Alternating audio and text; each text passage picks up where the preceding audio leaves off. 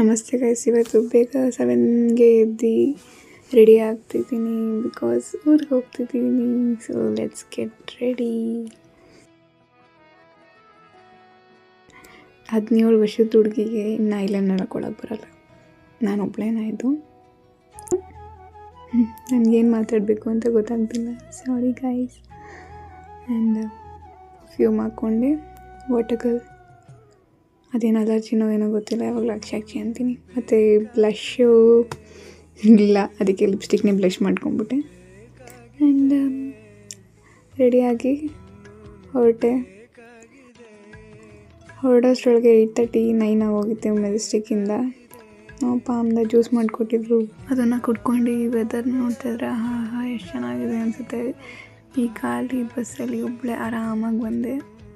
ಆಮೇಲೆ ಫೈನಲಿ ತುಮಕೂರಿಗೆ ರೀಚ್ ಆದ. ನಮ್ಮೂರಿಗೆ ಬಸ್ ಹತ್ತಿ ಇಳ್ದು ಆಮೇಲೆ ಮನೆಗೆ ಹೋಗ್ತಾ ಇದ್ದೀನಿ. ಸೊ ಇದು ನಮ್ಮ ಮನೆ. ಹಳ್ಳಿ ವೈಬ್ಸೇ ಎಷ್ಟು ಚೆಂದ ಅಲ್ಲ, ಈ ಗ್ರೀನ್ ನೇಚರು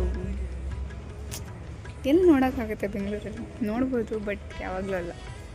ಊರಲ್ಲಿ ಹಿತ್ತಲಲ್ಲೇ ಎಲ್ಲ ಗಿಡ ಮರಗಳಿರುತ್ತೆ. ಮತ್ತು ಕಾಫಿ. ಈನ ಹೆಸರು ಪಿಬ್ಬಿ ಅಂತ, ಈನ ಹೆಸರು ವಿದ್ಯಾ ಅಂತ. ಇವ್ರ ಹೆಸರು ಬೋಂಡ.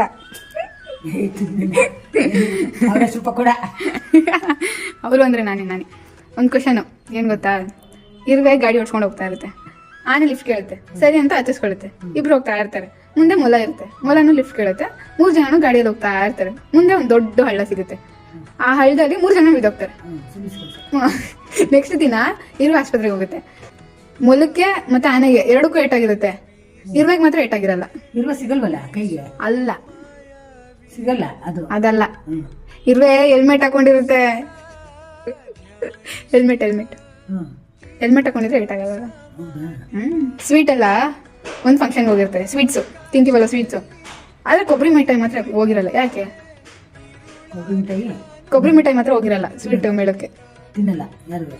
ಅಲ್ಲ, ಕೊಬ್ಬರಿ ಮಿಠಾಯಿಗೆ ಕೊಬ್ಬಿರುತ್ತೆ.